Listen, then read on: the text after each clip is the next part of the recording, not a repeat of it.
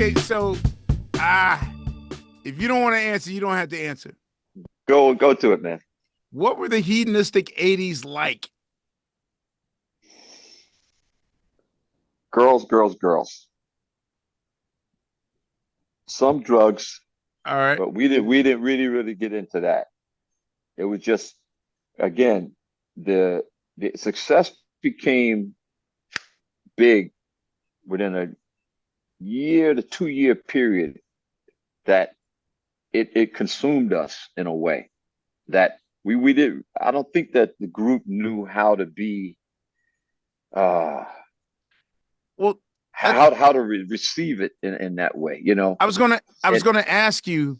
So for you to come in at 79, and you're pretty much coming into a situation, one, that brings success, and you're kind of the reason for that success. yeah, But I always wanted to know, for the band members that were there before 1969, before the label deals and all that stuff, for Spike, for uh DT, for Kool, for Khalees, for George, like, what is success for them like? I mean, you guys are the only Americans besides Jody Watley at Do They Know It's Christmas? right, right. Like, you guys are at a crazy level of notoriety. Mhm. So how are they adjusting to this? I've never asked If you can speak for them. if I could. I really can't. But all I know is that we all shared in everything equally. Um, it wasn't like, you know, at a certain point, we were at one time flying coach.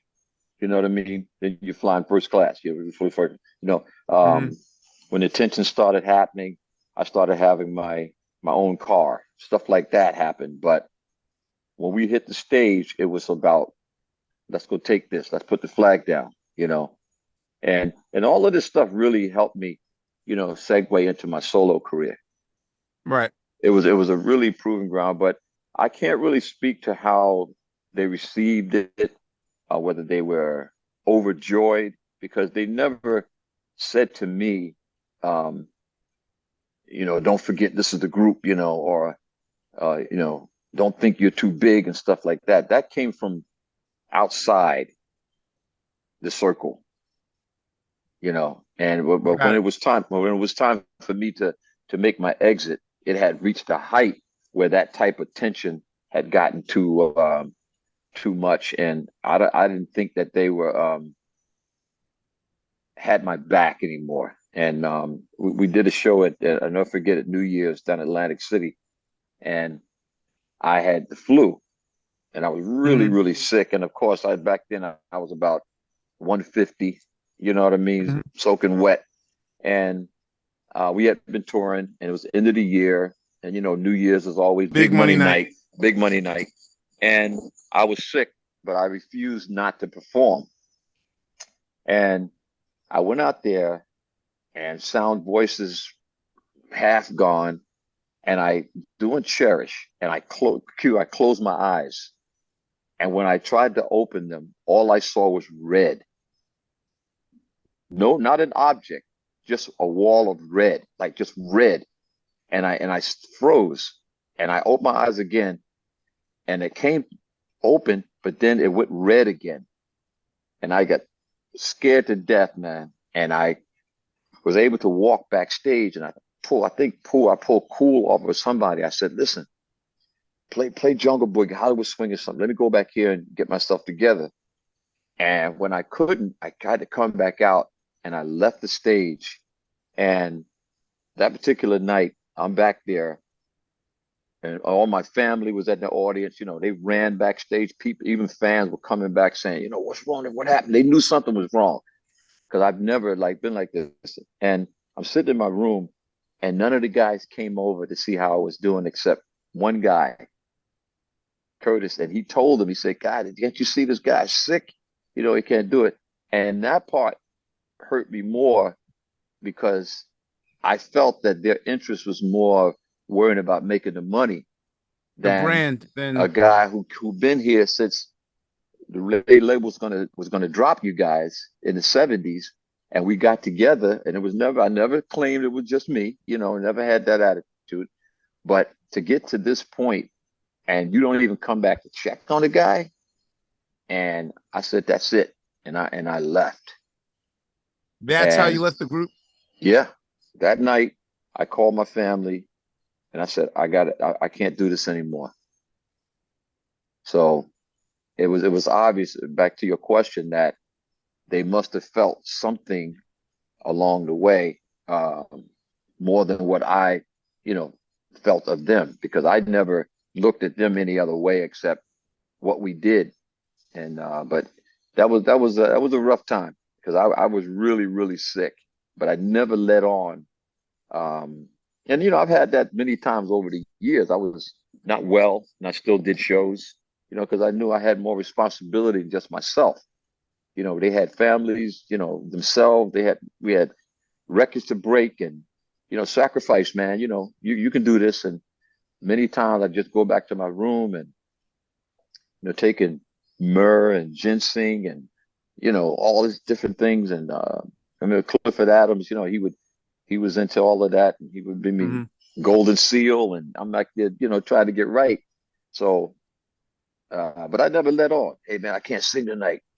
Sometimes, like when I was trying to sing a stepping out was difficult because it was a I would. falsetto, Right. and sometimes that click wouldn't happen, and it would take like a few songs to get there. So we'd have to like take that out of the set. But most of the time, you can walk your way through it. But that was it, man. But again, when I got into my solo deal, and my first I met with Gerald Busby, Right. and Gerald said, "Listen, man, I don't think you need to be at Motown. You need to go talk to Clive." And I remember sitting with Clive, and Clive played for me. You wouldn't believe this. Uh, that's what friends are for, in his Mm. office, with Luther and Yeah. Stevie and Whitney. Hmm. And at that time, I thought maybe he felt that maybe I should be one that was singing that could do that. And make a long story short, MCA offered me more money, and so I ended up signing with MCA over there. Or the Master of the Game album, correct? Master of the Game. I was the first, yeah, Master of the Game, and working with Lil Silas. What was it like being on your own and only having yourself to answer to? It was a little frightening. I must say, it was a little frightening because, I was so used to, from, being a young teenager, always with the band. Like I said, Electro Five, the street dance of these bands, Filet Soul, Kool The Hmm. Gang. It was always like a group, a collection.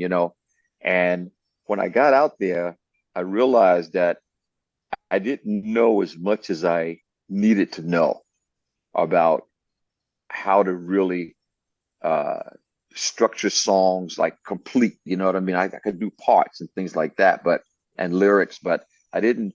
I didn't claim to be a pianist, like a skilled musician and nothing like this. But I could anything I hear, I can write. I've always had that, and Hmm. so when I got with MCA, I realized that they wanted me to do something like I had done before with Kool and them, and I was already beyond that. I wanted to be more of a eclectic artist and bring in the styles that I loved, from rock and all these different things.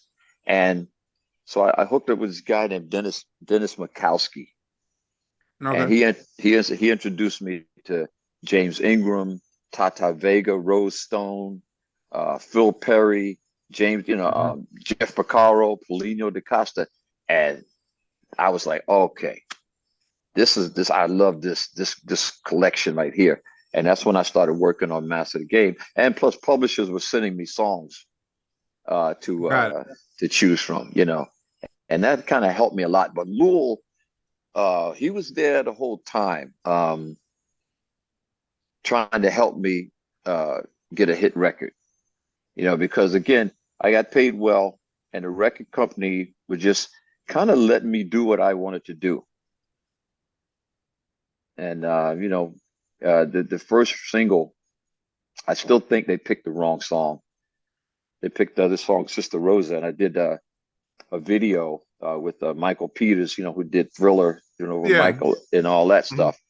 And we did the whole video and everything like this, but they didn't jump on the record because I still think they should have chosen Romancia or some other Romance, song. yeah, yeah. Yeah, and so that kind of little bit of taste there, and people was expecting JT the song, it ain't no ladies' night, when are you gonna do that?